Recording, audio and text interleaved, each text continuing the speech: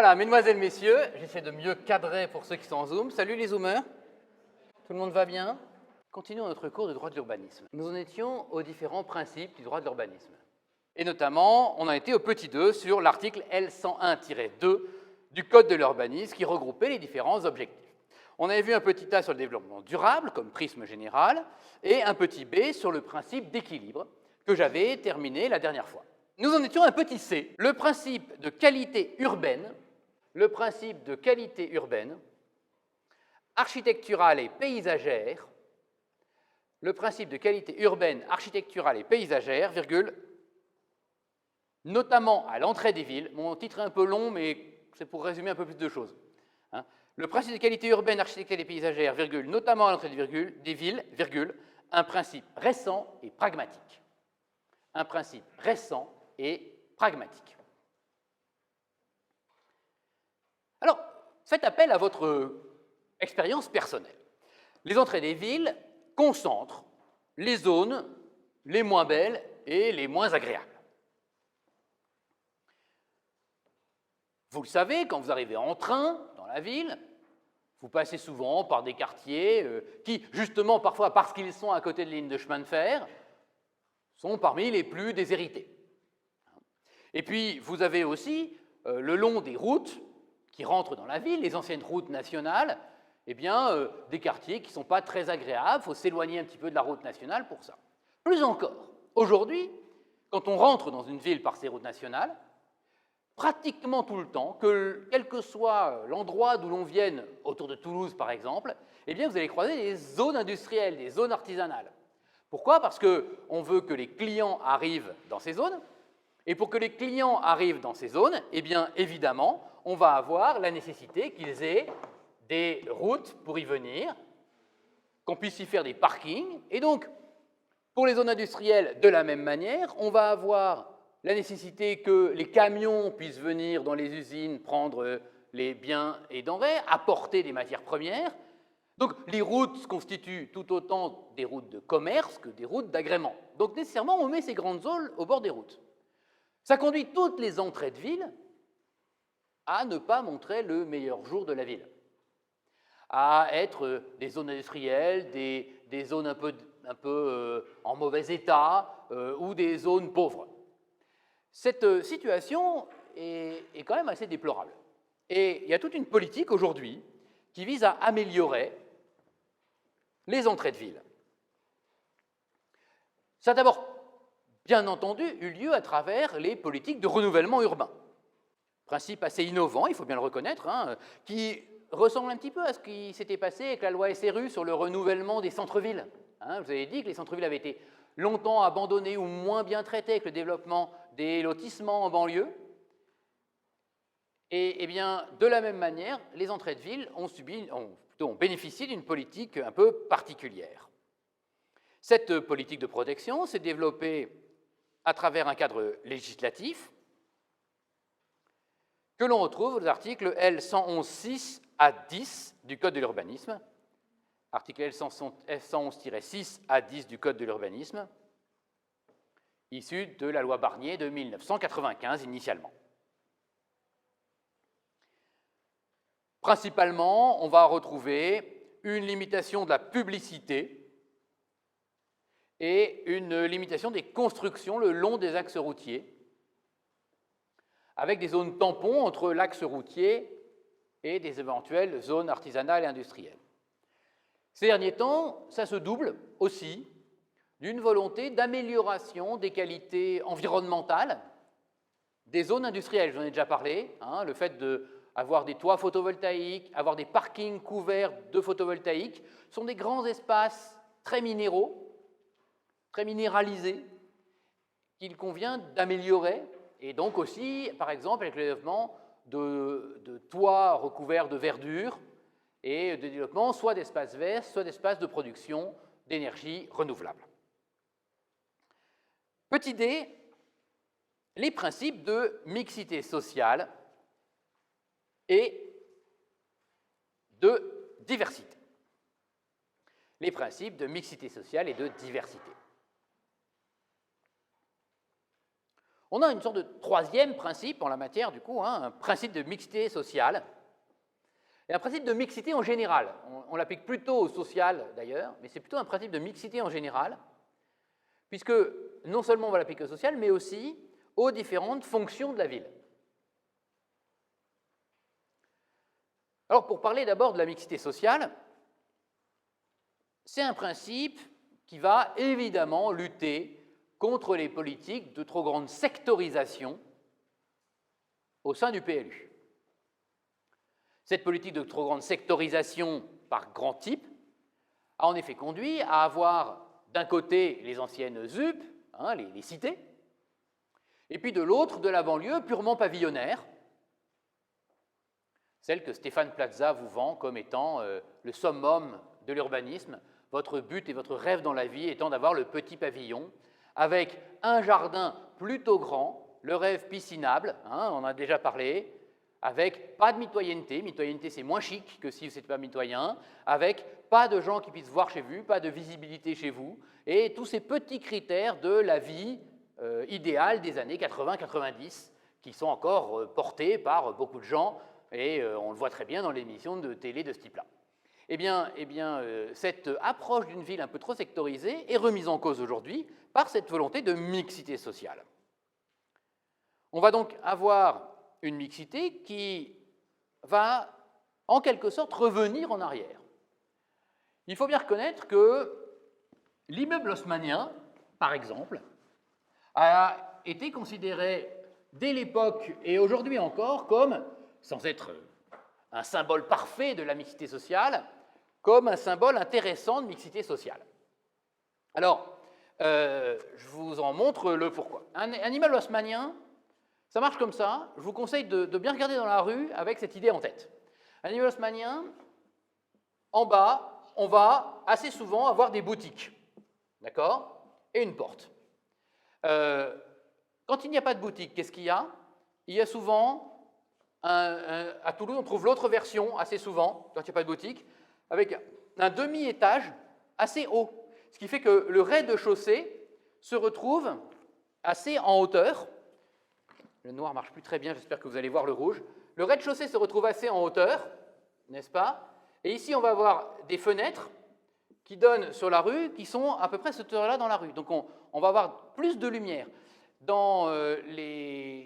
À Paris, les caves sont vraiment des caves. Là, on a une sorte de demi-étage enterré, souvent à Toulouse. Je ne sais pas s'il y en a qui ont sûrement leur piole d'étudiants dans ce type d'appartement, même si, en fait, c'est assez prisé. Certains, d'ailleurs, achètent le rez-de-chaussée qui est assez haut, en plus de là, pour faire des chambres en dessous. Et avoir l'avantage, c'est que le rez-de-chaussée, dans ce type de configuration, n'est pas un vrai rez-de-chaussée. C'est-à-dire qu'en fait, dans la rue, vous ne voyez pas ce qu'il y a dans l'appart-là. Alors, autant vous voyez très très bien dans les apparts demi-enterrés, autant vous ne voyez pas du tout dans les apparts de rez-de-chaussée. Quand on est à une structure avec, comme celle-là, les boutiques, évidemment, on ne peut pas faire ça, et on a directement. Le symbole, c'est plutôt, je vais essayer de tourner l'écran de ceux qui sont en zoom, je ne sais pas si vous verrez, je suis désolé, ce qu'il en est. Ensuite, qu'est-ce qu'on va avoir? Un premier étage de ce type-là. Vous voyez les zooms? Ou pas du tout? Voilà, plus ou moins. Oui, il voit un peu. Très bien. Donc, on a un premier étage qui est l'étage noble. L'étage noble, c'est l'étage le plus chic. Il est très haut, souvent. Il a une très grande hauteur sous plafond, parfois 4 mètres de hauteur sous plafond. Et il a souvent un balcon filant et tout l'étage appartient souvent à une seule personne. C'est-à-dire que c'est un très grand appartement qui va être constitué comme ça, avec des fenêtres très hautes. Alors pourquoi est-ce qu'on fait des fenêtres très hautes? Parce qu'au premier étage, évidemment, il y a assez peu de lumière qui rentre. Donc le fait d'avoir une très grande hauteur sous plafond, l'appartement est plus spacieux, mais on a aussi quelque chose de très agréable avec un peu plus de lumière. Pourquoi est-ce que c'est l'étage noble? Parce qu'en réalité, dans cet étage-là, on va pas avoir besoin de descendre et de monter les escaliers. Donc c'est plus chic. Ça va continuer malgré le développement de l'ascenseur. On aura quand même cet étage noble. Aujourd'hui, il a un défaut, il est un peu trop près de la rue, et déjà à l'époque, avec les calèches, avec les bruits de la rue, c'est un appartement qui est assez bruyant. Donc il a aussi des défauts, même si souvent c'est celui qui est le plus avec de moulures, avec un parquet beaucoup plus joli, etc. Ensuite, on va avoir des étages, le deuxième étage, le troisième étage, qui vont être plus bas de plafond, hein, et qui vont être pour de la population de moins grande classe sociale. Puis au quatrième étage, alors selon les rues et la largeur de la rue sous Haussmann va souvent déterminer la hauteur de l'immeuble. C'est comme ça qu'on va avoir des immeubles de 4, 5 ou 6 étages selon les hypothèses. Le quatrième étage, lui, va de nouveau avoir souvent des balcons. Il a l'avantage que les arbres dans la rue sont comme ça. Et que quand il y a un grand mail, quand il y a une avenue assez large avec des arbres, il est au-dessus des arbres. Et au quatrième étage, il n'y a presque pas de bruit. Hein, même à Paris, ceux qui habitent au quatrième étage, ou rue Alsace, il y en a plein qui peuvent garder les fenêtres ouvertes parce qu'on entend beaucoup moins le bruit, dormir avec les fenêtres ouvertes parce qu'on entend beaucoup moins le bruit quand on est au quatrième étage. Donc là, on a aussi des balcons. Hein. L'appartement est moins haut, il est moins chic que le premier étage parce qu'il faut y monter jusqu'au quatrième, mais en même temps, il est beaucoup plus lumineux cet appartement, même avec des hauteurs sous plafond moins gros. Et puis, selon les cas, cinquième, sixième, là, qu'est-ce qu'on va avoir? Eh bien, on va avoir les chambres de bonne. Les chambres de bonne qui sont là. Qu'est-ce que c'est que les chambres de bonne? Ce sont les chambres pour les bonnes. Alors, soyons clairs, comment se constitue la structure interne sociale de ces immeubles-là? Et c'est là que vous allez comprendre la mixité sociale. En réalité, même si c'est vrai qu'il y a des quartiers où les immeubles sont plus riches, des quartiers où les immeubles sont moins riches, on a un panel de liens sociaux entre des gens qui ne sont pas de même milieu dans ces immeubles haussmanniens. On va avoir ici en bas tout simplement la concierge qui va habiter là, dans ces 15 mètres carrés, tout compris. Dans Amélie Poulain, vous rentrez à un moment dans la loge de la concierge. Ben voilà, hein, madame, elle ne s'appelle pas Wallace, je crois, elle s'appelle Wallace, comme La Fontaine parce qu'elle pleure tout le temps. Je crois que c'est ça dans Amélie Poulain. Hein. Donc, les fontaines Wallace, c'est les petites fontaines dans Paris, vous savez, avec des cariatides qui portent un truc vert, qui sont en verre, un peu comme... Vous voyez pas ce que c'est? J'essaierai de vous mettre un dessin quelque part. Donc, ici, là, je vous fais l'immeuble en 3D à peu près. Hein. Voilà. On va là avoir un escalier principal qui est comme ça. Et derrière, il y a une cour. Et quand on traverse l'immeuble, ici, on va avoir un deuxième escalier qu'on appelle l'escalier de service. Tous ces appartements sont la plupart du temps traversants. C'est-à-dire qu'ils vont être assez longs et ils vont avoir l'escalier de service au bout et un escalier noble là. Alors, là, on a la concierge. Puis, on va avoir les gens très riches, des gens un petit peu moins riches, des gens de nouveau un peu plus riches, et puis les bonnes tout en haut. Les bonnes qui sont les moins riches, bien sûr, hein, qui sont des jeunes filles qui, pour avoir un emploi, pourraient même être éduquées, en réalité. Venant de la campagne assez souvent, le symbole de la bonne de cette période-là, c'est Bécassine. Bécassine, qui doit avoir entre 12 et 14 ans, qui vient de la Bretagne, qui n'a aucune éducation, qui est une paysanne, et qui est envoyée à la ville pour faire boniche. Donc, on va avoir les classes sociales là, un peu plus ici, donc 1, 2, et puis j'en ai un peu moins de classes sociales, les bonnes là, et que font les bonnes? Elles vont jusque là, et elles montent par l'escalier de service, dans leur chambre de bonne. D'accord? Un des symboles de l'appartement haussmannien, c'est souvent que la cuisine est ici. On va avoir la salle à manger, les salles de réception devant, parce que ce n'est pas là qu'on dort, parce qu'il y a quand même plus de bruit sur l'avenue que sinon.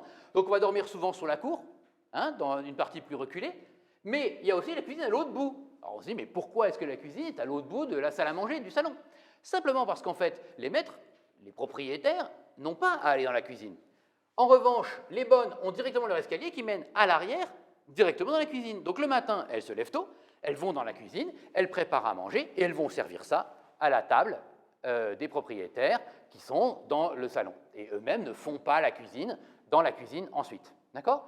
Alors, c'est un symbole comment dire, culturel, c'est une époque où on a des bonnes, il n'y a pas les charges sociales d'aujourd'hui, donc on peut beaucoup plus facilement avoir des gens à la maison. C'est une façon aussi de pallier les manques d'éducation, etc., etc. On peut en penser ce qu'on veut, n'empêche qu'à cette époque-là, les classes sociales vivent ensemble. Les classes sociales vivent ensemble. D'accord? Et ça apparaît beaucoup comme favorable. Cette approche-là, c'est celle qui est cassée par les années 30 en voulant faire des quartiers bien différents. Ce qui fait qu'on va concentrer les pauvres ensemble, les riches ensemble. Aujourd'hui, on sait que cette approche des choses est assez catastrophique sur le plan social.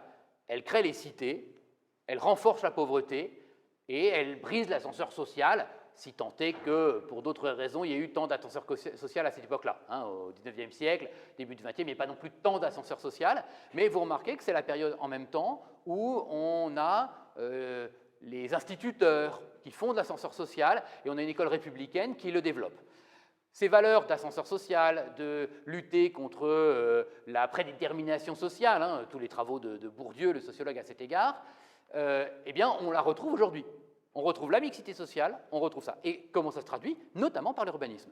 Et ce n'est pas neutre de dire ça. Je ne suis pas en train de rattacher à ma matière quelque chose d'assez profond dans la société. Je suis en train de vous dire que le principal moyen, le principal vecteur de mixité sociale, c'est bien le droit de l'urbanisme.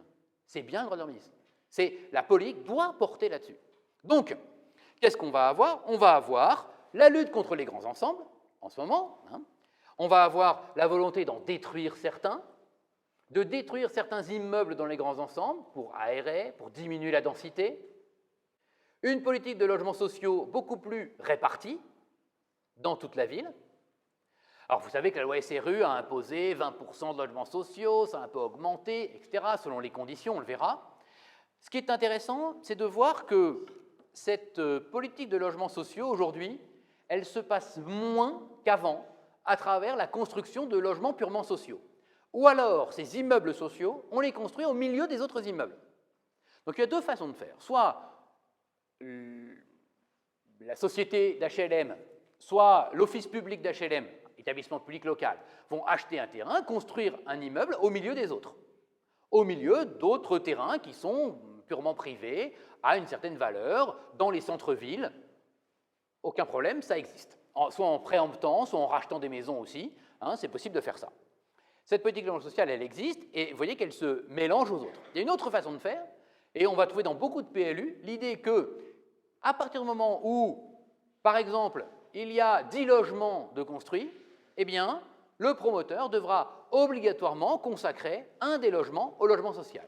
C'est-à-dire qu'il va vendre cet appartement-là non aménagé, il ne va pas faire le même niveau de standing, mais l'appartement lui-même, à l'endroit où il va le vendre à une société publique d'HLM ou à un office d'HLM, et qui du coup va placer des gens bénéficiant de HLM au milieu d'appartements privés, au milieu d'immeubles plutôt privés. Donc on a de plus en plus dans les PLU la contrainte d'avoir une partie de logements sociaux dès lors qu'on atteint un certain nombre de lots dans la construction. Okay? Tout ça pour retrouver quelque chose qu'on avait à l'époque d'Haussmann, dans les immeubles haussmanniens, et pour casser la logique du logement social construit tous au même endroit. C'est bien compris? Oui? Il n'y a pas de questions? Un déferlement de oui. Pas trop bien, oui, effectivement.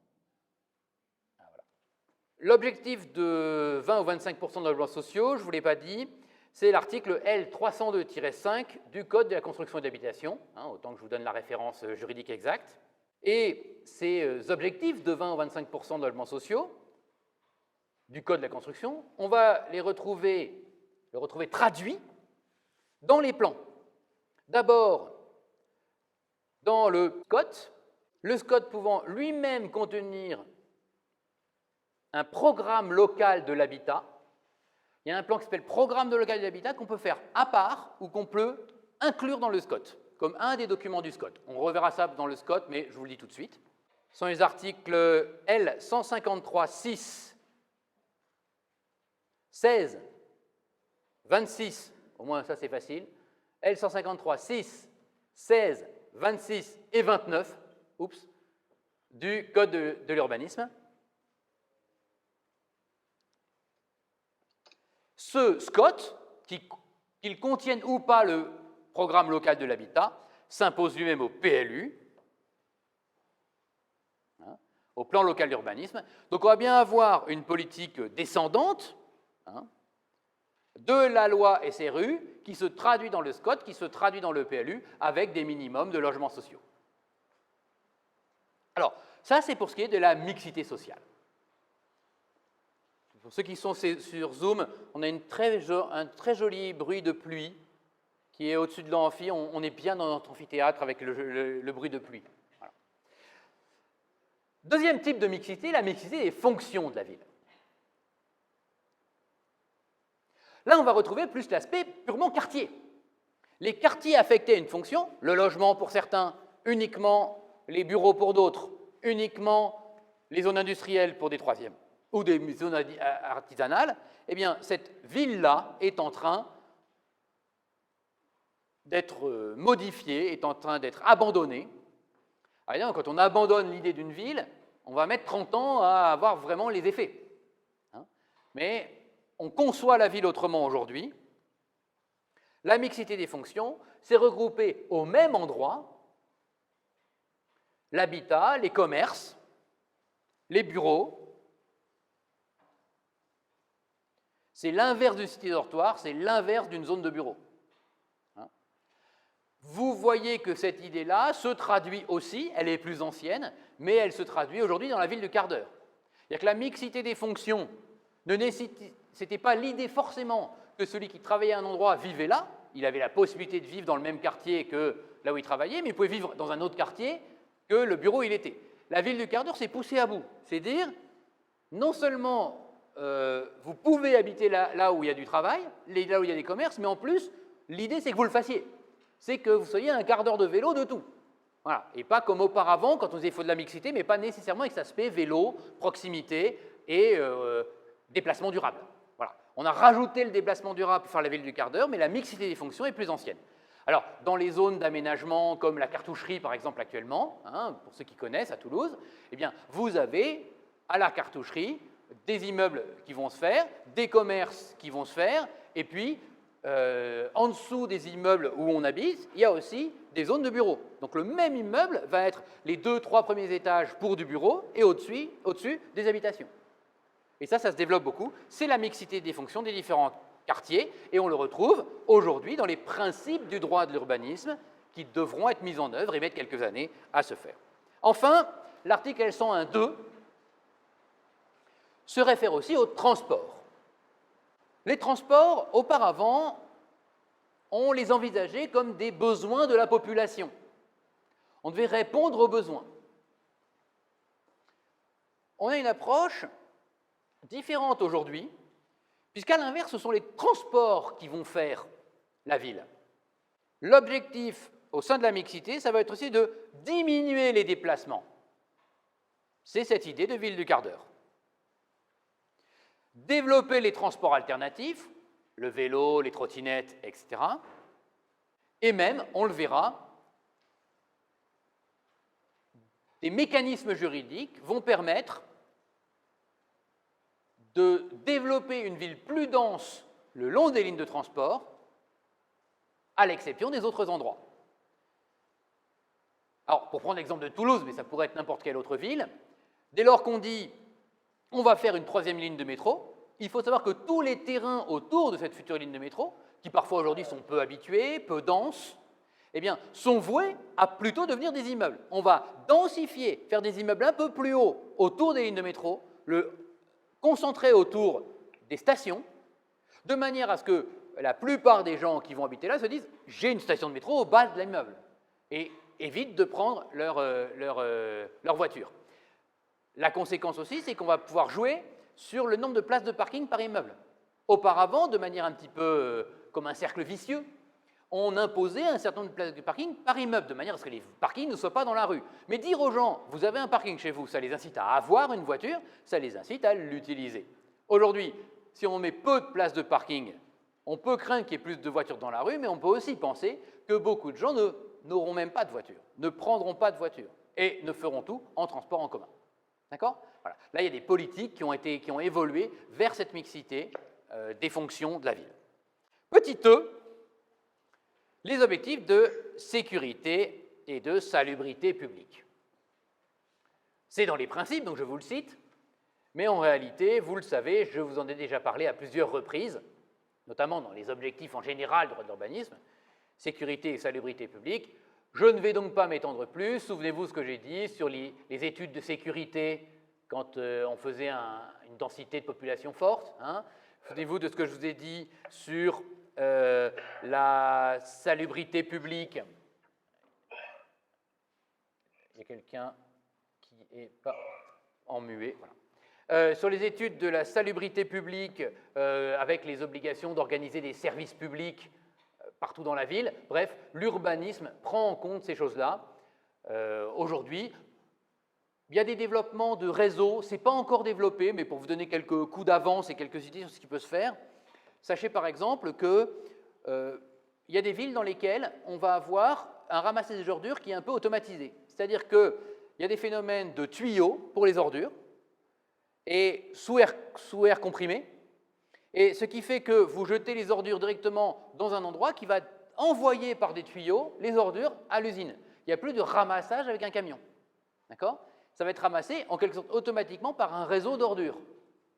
Ça fait partie, ça existe déjà, techniquement c'est faisable, ça fait partie du ramassage des ordures 2.0, du développement d'objectifs de salubrité publique plus forts. Il n'y a pas de poubelles qui traînent, il n'y a pas de ramassage, il n'y a pas de débordement de l'eau venue des camions.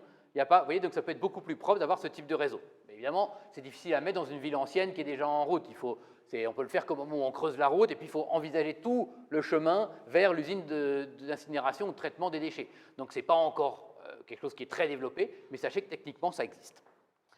Petite f, je suis obligé de mettre beaucoup de distinctions puisque je suis les différents objectifs tels qu'ils sont dans le code lui-même. Petit f, les principes de préservation de l'environnement. On n'est pas seulement dans le développement durable, on a un principe général de préservation de l'environnement. Je vous ai d'ailleurs, la dernière fois, montré l'ambiguïté, en tout cas la vision de protection de l'environnement un peu spéciale du développement durable. C'est autant du développement que du durable. On doit continuer à développer en faisant du durable.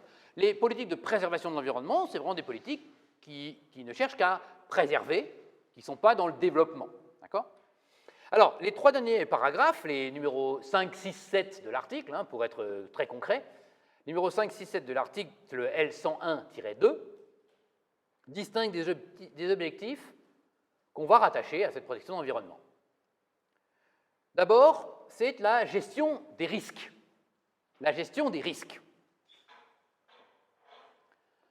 Alors, en quoi est-ce que c'est de l'environnement ? Quand on gère les risques, on gère souvent, aujourd'hui, des risques soit issus de la nature, soit des risques où on va porter atteinte, où il y a des risques de porter atteinte à la nature. Ça va être par exemple les risques technologiques. Je ne vais pas vous faire de rappel de ce qui s'est passé au Liban ou avec AZF. On a là un risque technologique, une usine de chimique ou du stockage chimique qui explose, qui détruisent une grande partie de la ville, plus que certaines bombes. On voit bien que là, il y a du risque technologique qui existe. Des risques naturels aussi. Je vous ai parlé la dernière fois de la faute sur mer, des inondations, il faut les anticiper. Et l'un des objectifs du droit de l'urbanisme va être d'anticiper aussi ces risques naturels, de prévoir est-ce qu'on fait des digues, est-ce qu'on ne fait pas des digues, et puis est-ce qu'on construit dans des zones risquées qui risqueraient dans les 20 ans à venir d'être inondées ou pas. Ces questions sont centrales. Il n'y a pas très longtemps, il y a une carte de chercheurs qui est sortie avec voilà, ce qui est très crédible, les zones qui seront inondées de manière très crédible. Si on prend 1,50 degré dans les années à venir, 1,50 degré, on est presque sûr que la planète va prendre 1,50 degré en plus. Et donc, on a une vision aujourd'hui assez précise, semble-t-il, l'avenir le dira, mais des zones qui seront inondées. Il faut que ça soit pris en compte par les PLU. Le maire intelligent qui anticipe à long terme, c'est quand même du long terme l'urbanisme, va devoir prendre en compte ça et se dire, voilà, quand je ferai mon découpage des zones dans lesquelles on va pouvoir se développer, dans lesquelles, à l'inverse, je vais limiter les droits à construire, dans lesquelles je vais pousser à construire des choses qui résistent, eh bien, je vais le faire en fonction de ces risques naturels. D'accord ? Ça va être aussi le cas des risques de pollution. Donc, au moment de l'implantation des usines, je vais prendre en compte les pollutions, les vents dominants. Et je ne vais pas faire ma zone industrielle un peu polluante, même si on espère qu'elle pollue de moins en moins, on voit qu'elle pollue quand même aujourd'hui. Je ne vais pas la faire dans le sens du vent qui mène au centre-ville où il y a déjà les voitures. D'accord ? Je vais m'arranger pour que ça parte à dans les zones qui sont moins habitées. On sait les dizaines de milliers de morts qu'il y a par an à cause des pollutions atmosphériques. Donc, c'est des choses à prendre en compte par le droit de l'urbanisme, c'est ce que nous dit le cinquièmement de l'article L101-2 du Code de l'urbanisme. Le sixièmement, lui, fixe des objectifs de préservation de notre environnement direct, RO, sol et sous-sol, ressources naturelles. RO, sol et sous-sol. C'est vraiment un article de protection qui va aussi préserver la nature vivante, la biodiversité, les écosystèmes, les espaces verts, la biodiversité. Et cet article de principe va voir plusieurs usages, plusieurs réalisations dans les autres articles du Code. Par exemple, l'article L141-3 du Code de l'urbanisme. L'article L141-3 du Code de l'urbanisme prévoit que les SCOT contiennent une analyse de la consommation des espaces naturels, agricoles et forestiers.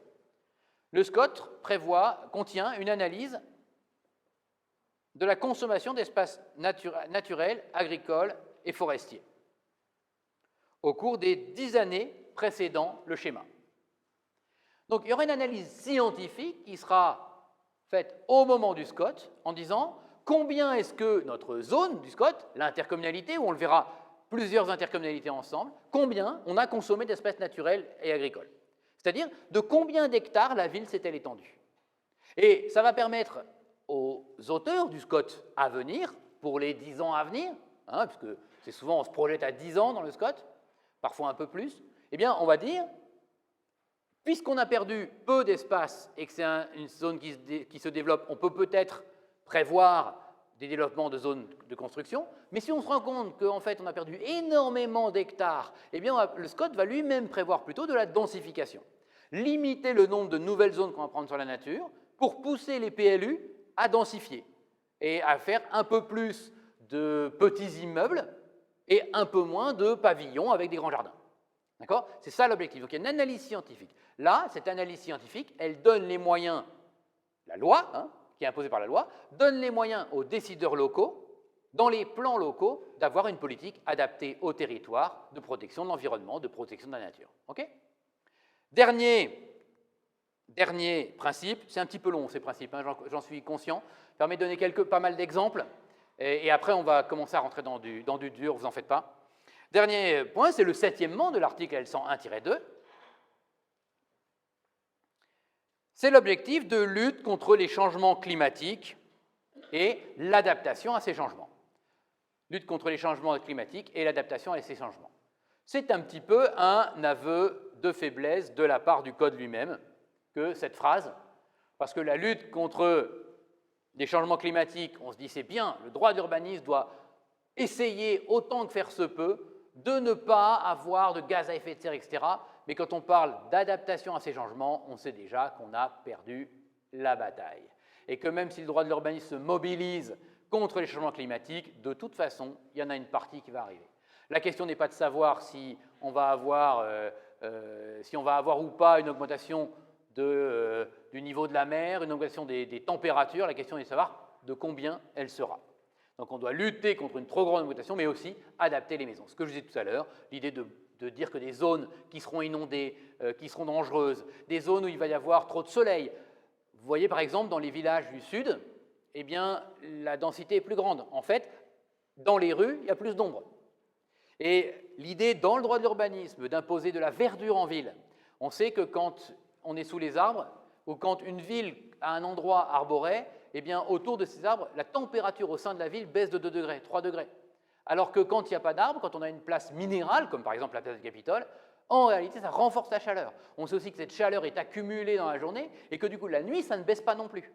Donc c'est vraiment le droit de l'urbanisme qui peut lutter contre ça. La température en ville, honnêtement, selon les contraintes urbanistiques qu'on va imposer, des rues plus petites, un peu plus d'ombre, des zones comme celle-là, eh bien, il y a des moyens de faire baisser la température, donc de s'adapter à une plus grande chaleur dans les années à venir.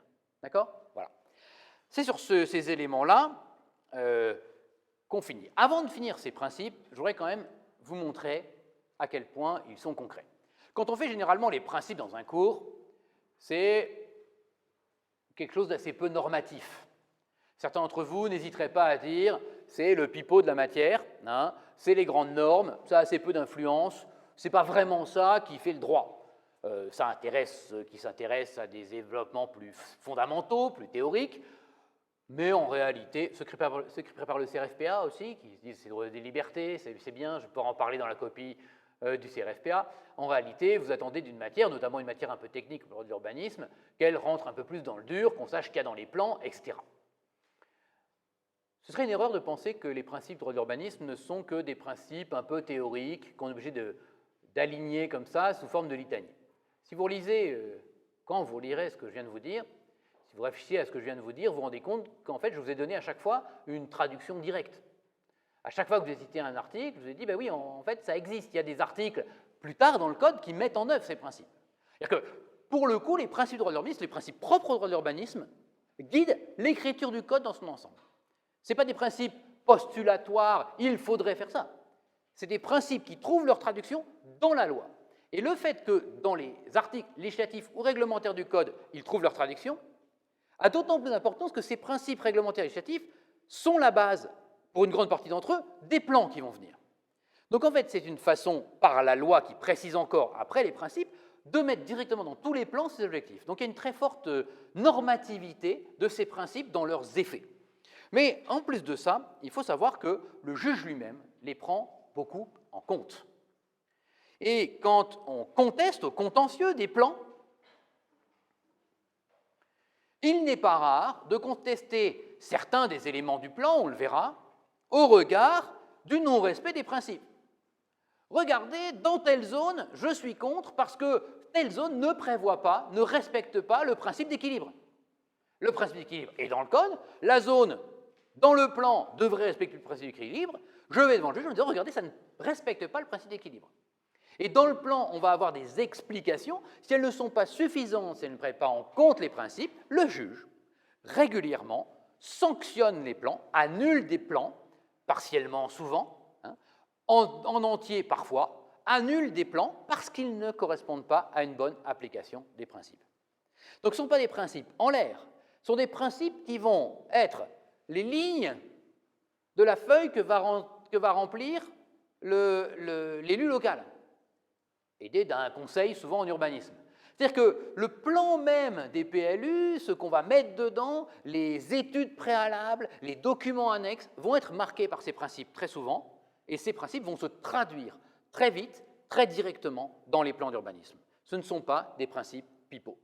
C'est des principes que vous allez invoquer quand vous serez avocat. Ce sont des principes que vous allez utiliser et suivre quand vous travaillerez dans des collectivités territoriales. OK ? Voilà. C'est sur ces éléments, chers étudiants, que nous finissons notre introduction.